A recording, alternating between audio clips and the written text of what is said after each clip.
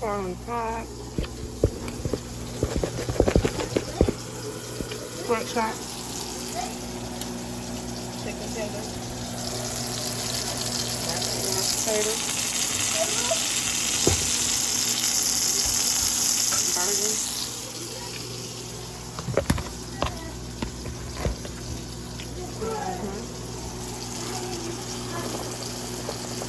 Hope y'all are having a great Sunday. Oh, and then the noodles, rice, pasta. These bigger potatoes are going to take a little longer to cook. See these smaller ones? I cut right through it. So if I wanted to, I can go ahead and take these out now. This bigger one, just a little bit harder. Unless I'm using my left hand too. You really want to boil them. It's not even to a boil yet, and they've been on for a while, but I kept them on for a while on purpose so I can finish my pork chop. This man's hamburgers, he already ate one. And I'm doing the North cheese rice pasta. And then I got to put my corn on the cob. Once my potatoes get done, I'm gonna pour the water off, put butter in them, garlic, all that stuff, mash them up, put those into a bowl, and then use this pot to cook my corn on the cob last.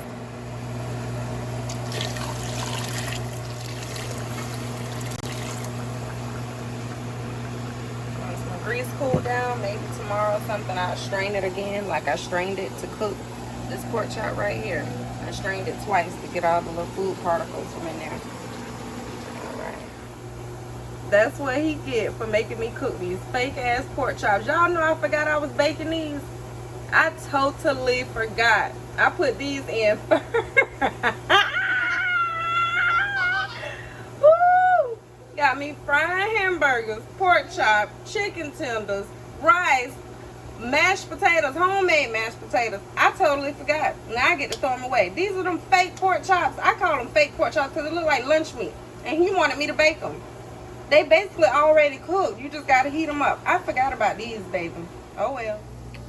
Dinner served. Listen to it.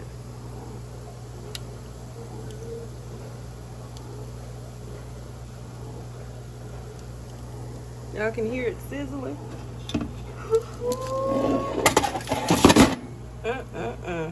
I literally forgot about it, and the oven wasn't smoking or anything to like remind me that I had something in the oven. I've been on top of this stove, honey. Oh well.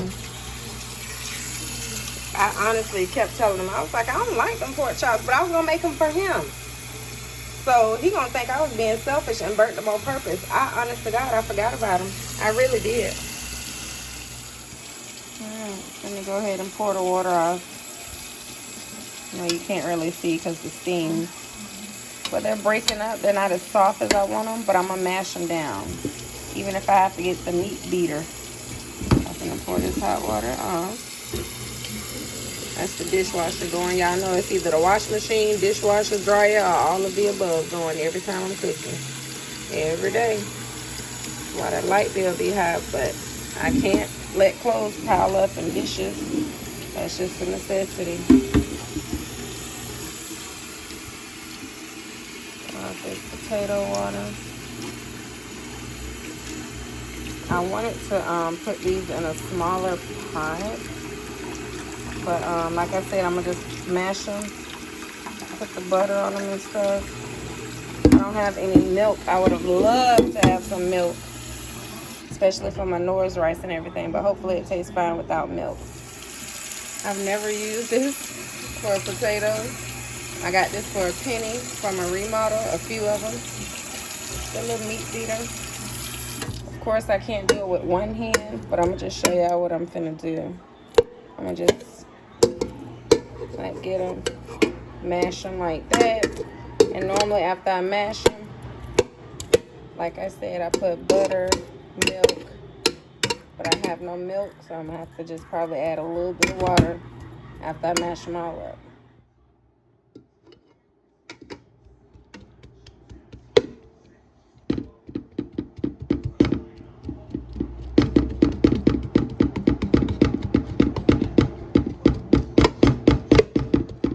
That's that's about good enough because I like the lumps in my homemade mashed potatoes. I'm about to get a spoon and get the rest of this off.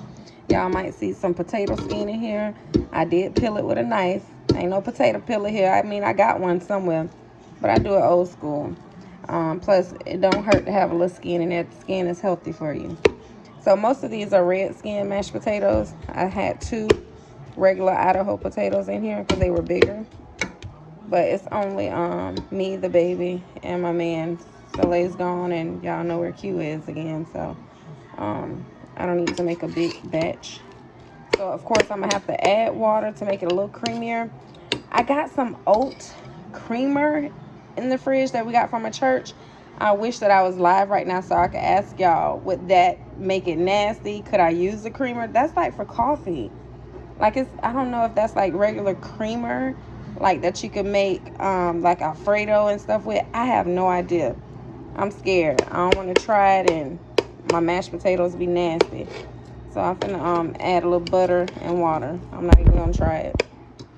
And to make sure I get all of my potatoes, I'm gonna go ahead and rinse this off over my potatoes. So my potatoes on this little mallet can go back into my pot. I'm gonna of course use hot water. Ooh, boiling hot. Not like my mama water, but no, I got it on too much because I don't want to put too much water in there.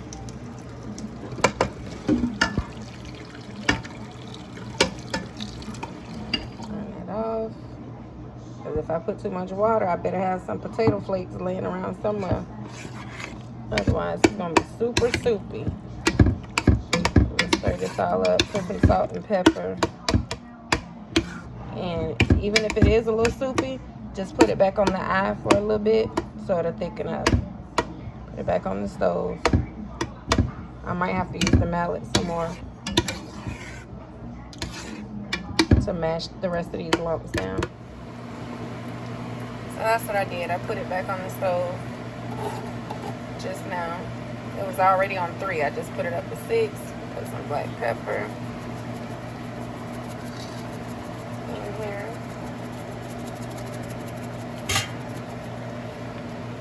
And some of my fine, all natural sea salt, baby.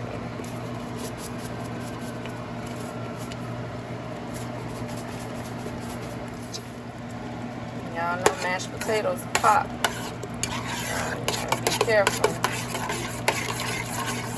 How many of y'all like y'all mashed potatoes with lumps in it? I think my mama don't like it. Like, it's somebody that, I think it's my mom or maybe one of my kids. They do not like the lumps. They be like, ugh. It might be Alani. I think it's Alani a little picky behind because she's always been picky with texture. Like, Alani used to gag with a lot of food because of the texture. And that's how I am with soggy stuff. I don't like soggy stuff. Like, when I even make sandwiches, I told you I have to toast the bread. I don't like that soft bread. I can eat some, you know, like a sub or something like that. But even when I go to Subway, toast it. Waffle House, when I get waffles, they have to toast my waffles like 2 or 3 times. They be like, ma'am, that's burnt. I say, that's exactly how I like it. Toast too. If it's too burnt, too charcoal, I just scrape it off. That's all. But yeah, just keep breaking up those lumps if they're too big, you know. Where it's like you're eating a whole baked potato in the mashed potatoes. So just break them up. They should thicken up. Gotta keep stirring so you don't get popped. And they go to popping everywhere. But this is how I like my mashed potatoes. If it was up to me, every time we eat mashed potatoes, they'll always be homemade. But I have cooked them out of the box many times. Like for the kids and stuff. Since it's quick, instant potatoes. But I like them this way. And you can boil them with the skin on there and then mash them all down like that and peel the skin off. Some people do that because it's easier to peel the skin under cold water after they boil. But I just cut it, slice the skin off with a knife. So while I have the camera down, I'm holding the spoon, stirring it, and like cutting the little pieces with the knife. But this spoon is cheap. I think it's from Dollar Tree, if I'm not mistaken. So that's what I'm doing. Alright, I'm gonna put my little garlic.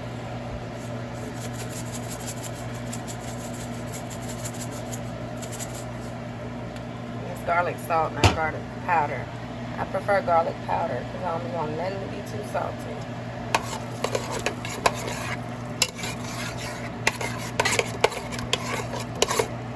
So I'm about to take these off and put them in a bowl right after I stir this up. Then use this pot, put some water in it to do my corn on the cob. And go sit my behind down. That corn on the cob, I'm not in a rush for it to boil. I keep it on 4 and let it just stay in here. Because it's like 2 o'clock in the morning now. So this is all for tomorrow. So no rush. I mean, those hamburgers and stuff, he wanted that tonight though. And I prefer eating like pork chop and stuff like that fresh. But the key to that, to keep it crunchy, air fryer, baby. That's the best invention they made, because heating it up in the microwave like we used to do back in the day, of course, the day after or after it's set out for a while, after you fried it, it's not going to be crunchy anymore. The skin is still going to be on there, but it's not going to be crunchy, you know? It's like salty skin. Ugh. So put it in the air fryer for a minute or 2, just like new, like you just took it out the grease. I promise you. Anything fried chicken, whatever. Now you see how these thickened up from them being watery? Just sitting them on the eye. That's it, to boil some of that water out. Alright. Cover this with tin foil. See, it's not too runny. So I want to show you guys. And of course, the longer it sits, it'll thicken up even. Just sit here on nothing, even if this surface wasn't hot. So I'm gonna cover this with tin foil and rinse my pot out. Alright, just turn my eye on like 7 or 8 to go ahead and get it hot. Rinse this out. If some of the mashed potatoes are too hard, I might wash it out. But even then, it don't matter if it's a little potatoes in here or not. I mean, you don't want it looking like that now while you boiling your corn.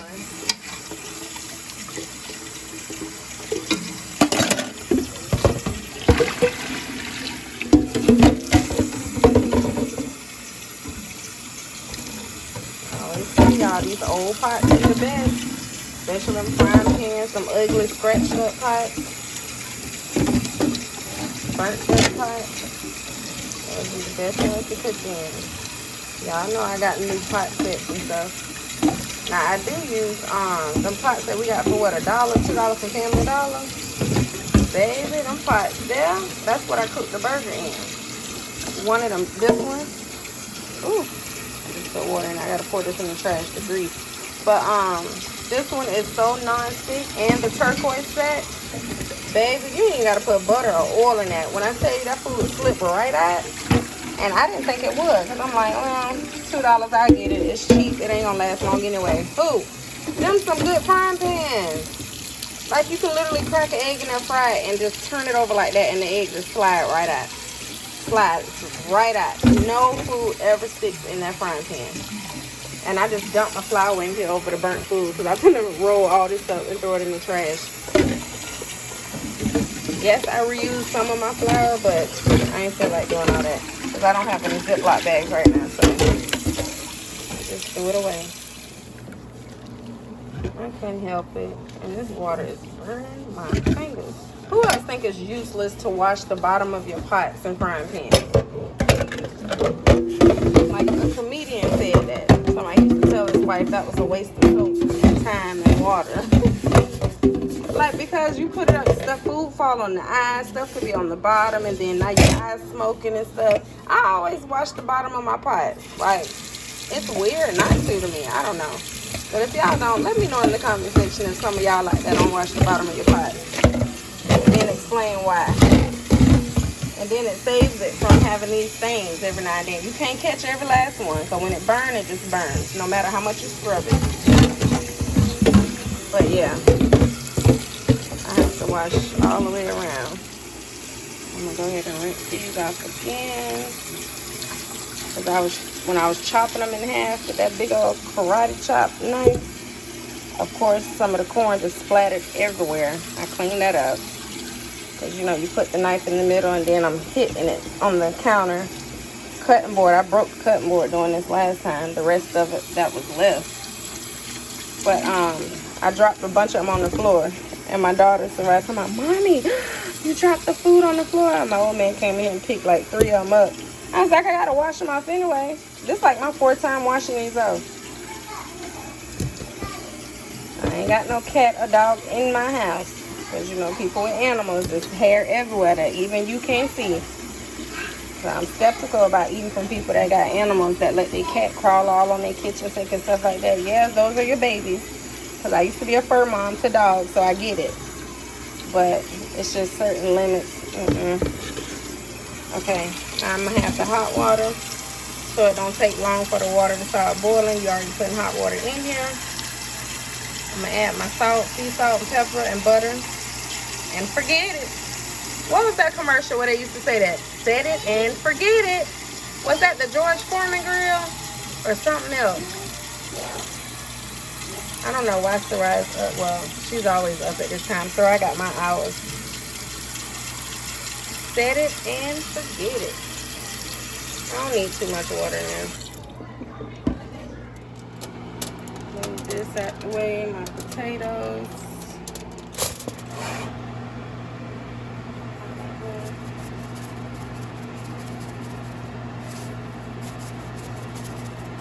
Like here I'm only got 1 little stick of butter.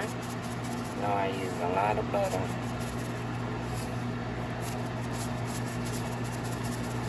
Get this water good and a little salty. Old Faithful, black pepper.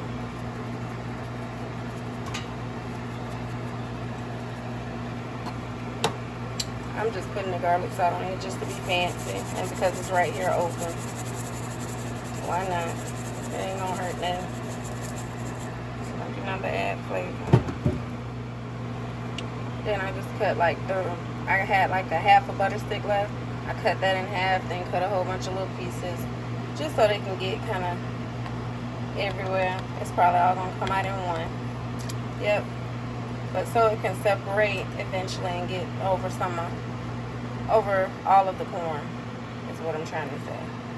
And that's not enough for me. I normally need way more butter than this, honey, but I only got a little bit left, so I need to stretch it. I don't know what else I'm gonna make. I might want toast or something in the morning, and we only got a little piece of butter left, so. But that's about it. Yeah. Little tenders. It was chicken breast strips. I fried those with the pork chop. Nora's rice. And y'all know the mashed potatoes and the corn on the cob. Might as well pour this oil and water in this pot. I mean in this tin foil since I'm gonna wrap this up. Throw it in the trash. Try not to pour oil down your sink. Ladies and gentlemen, boys and girls. You know, as much as you can get out before you wash it, do that. Otherwise, your sink is going to start clogging up. Sometimes I put it in a bag, carry it to the dumpster.